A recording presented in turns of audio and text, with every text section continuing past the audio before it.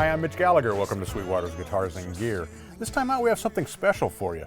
This is Chris Rohman from the band Sanctus Real. Great to see you, Chris. Hey, thanks, Mitch. Appreciate you being here. Yeah. Now, you guys have a single that's been at the top of the charts called Confidence off your new album, Changed. And that song kind of came together in a very interesting way, particularly the guitar parts. So tell us a little bit about that. Yeah, we had to be pretty resourceful tracking this song. It was something that came together very quickly. So that meant that I had to track all the guitars at home in my home studio. And I found a really cool way to do that was through my Apollo and using the 55 Fender amp plug. Nice. Which is something that came in real handy for me as we needed to pull this together. The sounds that they've created, just the emulation is amazing. Right. And I loved using it, and it's the exclusive amp that was used on this song, actually. Nice. And kind of turned around the guitar tracks pretty quickly with the help of this plug. So was the rest of the track done in a commercial studio, or was the entire track done at home? The rest of the track was done at somebody else's home studio. Okay. The drums were tracked in a real studio, and everything was kind of piecemealed out. So the bass player tracked it at his home studio. He sent us the stems. Drums were tracked elsewhere and sent to us. Okay. So the only thing that we tracked with our producer were acoustic guitars and the actual vocals. Okay. Everything else was kind of done at various places and brought together in the end. So what was the framework that you were given then as the guitar player? You're also one of the writers. Yeah. And so you were involved in the whole process. Yep. But what was delivered to you as the guitar player to actually work on? Yeah, it was really a stem that was everything except for guitars. A rough piano track, the drum track was finished, and a scratch vocal. So it was a very loose framework of the song, but the arrangement was there. From start to finish, we had the arrangement down. And so I had kind of this open palette to find my guitar parts and send them back and see how it all fit together in the end. Right, right. How many tracks did you end up putting onto the session?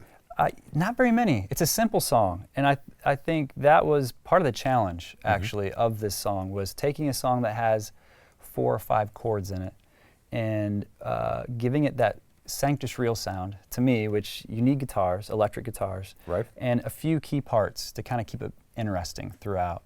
But really, the choruses are real simple, just Telecaster, just open chords, and then the verses are kind of where it gets a little more interesting, and all that is just to support, the vocal and the message of the song, really. Right, right. So why don't you give us a tour, or kind of take us through the process of how you did these guitar parts? Yeah. I'd love to.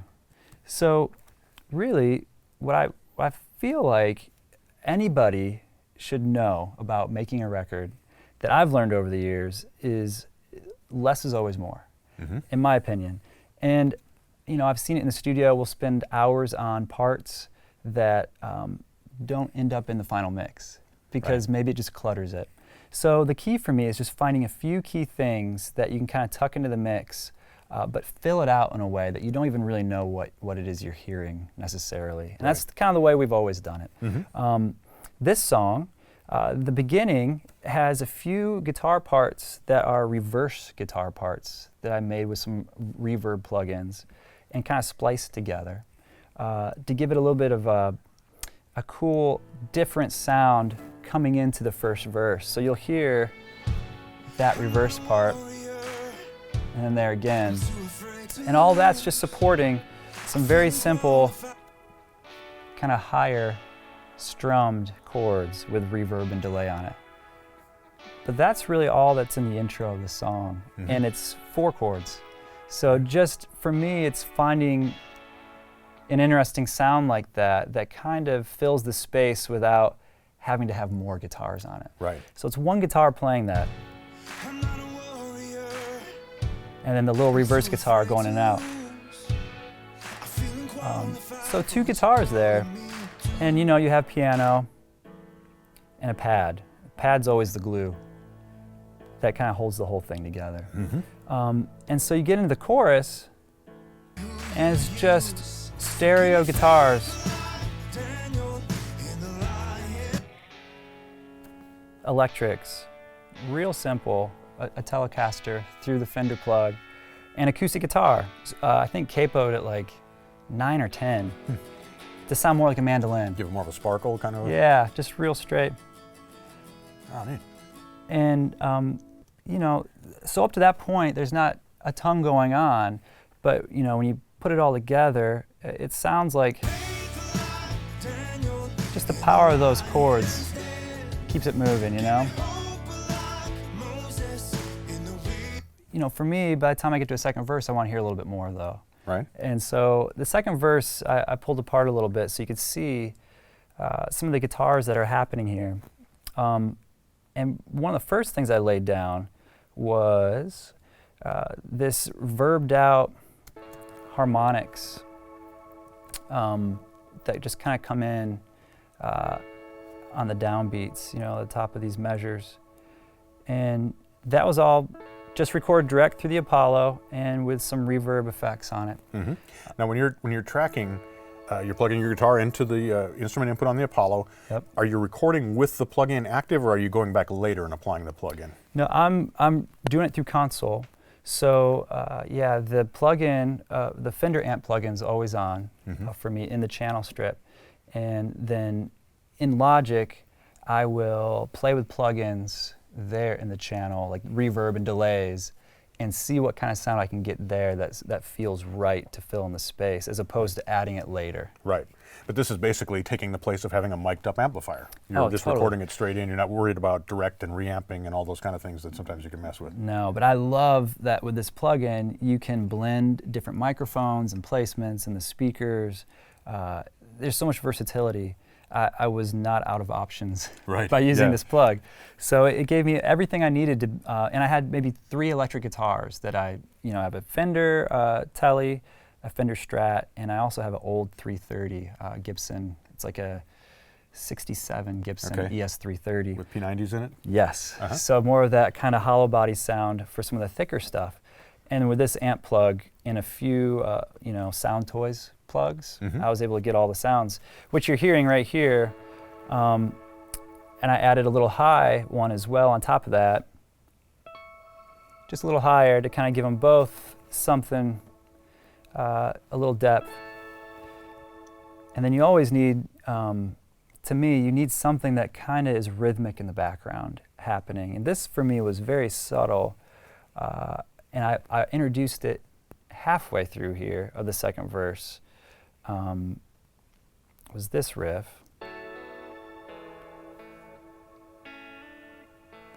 And so just a little bit of movement with those verb guitars. And I actually doubled it and did a high version of it too, which you'll hear right here. Which I just love. And then the reverb that's on it, I pulled from another plug that I like to use. So, and the other thing I feel like is always good to have tucked is a palm muted guitar. Right. So that was probably my 330. Just playing real simple palm muted guitars underneath everything. There's also this guitar, which is the jangly Fender underneath it. And then when you get all that together, for the second verse, I feel like the second verse really comes to life with guitar work.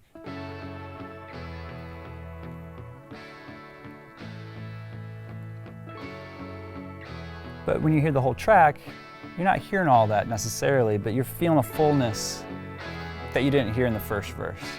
Right. Which that's where it becomes real fun for somebody like me, is hearing it all come together.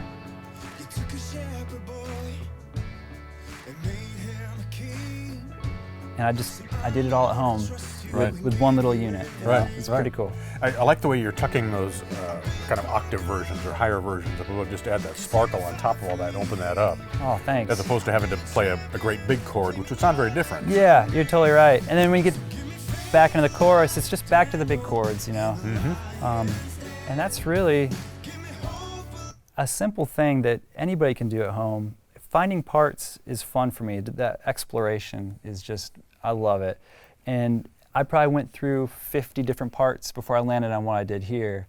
But just process of elimination and trying to narrow it down is really, it's the name of the game. Right, right. It all creates it's a very big texture that still allows room for the other parts to come through. Thanks. Yeah. Which is, a part of that is the reverbs that you've selected and the way that they kind of almost filter things just a little bit and open it up and allow space for the vocals, allow space for the drums, and you're not doing anything that's down fighting with the bass. Absolutely. You know, there's a lot of room available for that. Yeah, and you know, on these tracks, when I'm actually tracking them, I'll do quite a bit of high-pass filtering too, so that there's nothing really muddying up the low end, and just get those guitars to really shine too. Right, right. So you recorded the tracks through the Fender plugin, the UAD plugin. Are you also adding compression? Are you EQing on the way in, or what other processing are you doing as you track? You know, for me, I try to get a really good sound right at the plug. So the only thing I use on top of it from UAD is just the 1176, the legacy plug, actually, to give a little bit of, you know, to even it all out. And I'm not sure if this probably isn't set where I had it for the guitars, but yeah, you know, if I'm using my Strat, I might adjust, you know, different than when I'm using my 330, my hollow body, and that's it. It's amp right into the console and right into Logic, and then a little bit of compression. But once it's in Logic, I'm not really using any compression on the channel strip. It all depends on what I want the reverbs and the delays to do, if I need compression or not. It's more EQ and filtering than compression. Right, right. With the delays, is it essential to have those locked to the tempo? Are you looking at subdivisions of things, or can they just run more as an ambience kind of a thing? Yeah, it all depends. Sometimes I do, and other times it's great to kind of break that a little bit and get a little messy. So what I found with the Sound Toys plugin is I like to use the rack and kind of put a bunch of things all in at once, and then they have like a master at the top where you can tweak with MIDI, you know, your tempo, and I'll just kind of find what fits right. If it fits best when it's locked right into the tempo, I'll leave it. But sometimes I like to stray a little bit. Keeps it interesting. Yeah, yeah. It's fascinating to me how the parts, as you mentioned, the parts are really pretty simple, but when you bring them all together, it's the overall effect. How much of that do you have in your ear in advance, and how much of it happens as you're building? It's as you're building. You know, I go down, my little studio setup's in my basement. When I go down there to work, I never know what's going to happen, and that's part of the fun of it. You know, every once in a while I'll have an idea before I get down there what I want, but more often than not, I have no idea where it's going to lead, and that's what keeps it exciting. And I think I'll walk away from it. When I think I have something I like, I'll walk away so I can come back and make sure it feels right. I think that's key. If you just keep plugging away at it, you'll lose yourself. So it's good to kind of get it down, flesh out a few ideas, then step away for a little bit and come back. Right, right. Do you, tell us how you then deliver this to, did you mix this yourself, or did you send it off to someone to mix it, or how did that work? Yeah, so once I had the guitar parts, I uploaded them back to our producer down in Nashville. He put them all in, combined it with, I think he had gotten the actual bass track by that point, and we went back down after the fact to track the real vocal. And so he had put it all back into the session and kind of did a rough mix so that Dustin could sing along to it. And then we sent it all out to the guy who mixed the rest of our record pretty much. He did like 9 tracks on this record. His name's Sean Moffitt.